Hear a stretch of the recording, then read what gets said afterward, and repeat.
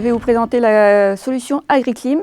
Il s'agit d'un outil pour visualiser les indicateurs locaux du changement climatique destiné aux agriculteurs et aux conseillers agricoles de Normandie. Quel est l'intérêt de cet outil? C'est de visualiser à l'échelle locale des effets qui vont être très différents dans le futur. Là, vous avez une carte qui illustre les changements de température qui vont être beaucoup plus forts au sud et à l'est de la région et plus atténués en bordure des côtes, au nord et à l'ouest.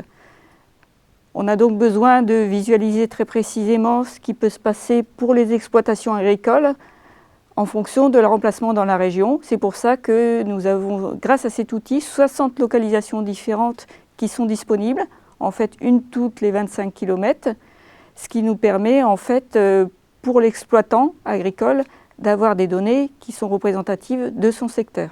Un exemple de graphique qui est disponible, c'est ici la température moyenne annuelle à Évreux. Vous avez en bas à gauche en noir l'évolution passée et puis l'évolution future en rouge et en bleu. En rouge, c'est pour un scénario du GIEC dit pessimiste avec une forte augmentation de température. En bleu, c'est un scénario intermédiaire qui est un peu plus réaliste. Et à droite, vous avez des graphiques en boîte à moustaches qui permettent d'avoir les tendances mais aussi les extrêmes qui vont être importants pour le futur. Nous avons développé à partir de ces données-là des indicateurs agroclimatiques. Ici, vous avez l'évolution des stades majeurs pour le blé dans le futur, jusqu'en 2100. Et on constate qu'il y a des évolutions majeures, avec par exemple possibilité de moissonner au stade grimpateux sur la courbe rose. Des périodes beaucoup plus précoces qu'avant, on arrive début juillet, voire au mois de juin, alors qu'avant c'était début août. Ce type d'information est importante aussi pour visualiser les risques d'accidents climatiques. Sur la courbe en bleu foncé, stade épi 1 cm, on sait qu'on a des risques de gel. Eh bien, on va pouvoir croiser les périodes à risque et stade épi 1 cm en mars, février, puis janvier avec ce risque de gel.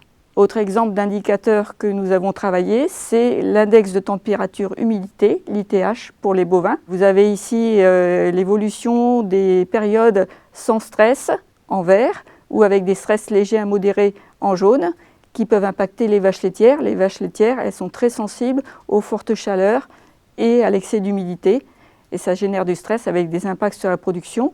Le fait d'avoir ces indicateurs, ça permet pour l'agriculteur de s'adapter et de prévoir l'aménagement de ses bâtiments, le niveau de ventilation par exemple, et aussi l'ombrage sur ses pâtures. Tous ces indicateurs, on en a une quarantaine qui ont été développés du même type, avec des notions de sécheresse, de stress thermique pour les cultures, de risque de gel, et on les a pour le maïs, les prairies, le blé, les légumes, même les arbres, voire même la vigne, puisque c'est une culture qui se développe dans la région.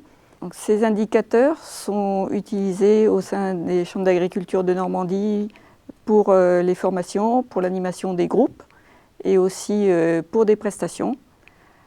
Si ce type d'information vous intéresse, vous pouvez nous contacter au niveau des chambres d'agriculture de Normandie pour avoir des informations donc, locales sur nos 60 points et selon les 2 scénarios climatiques dont j'ai parlé tout à l'heure.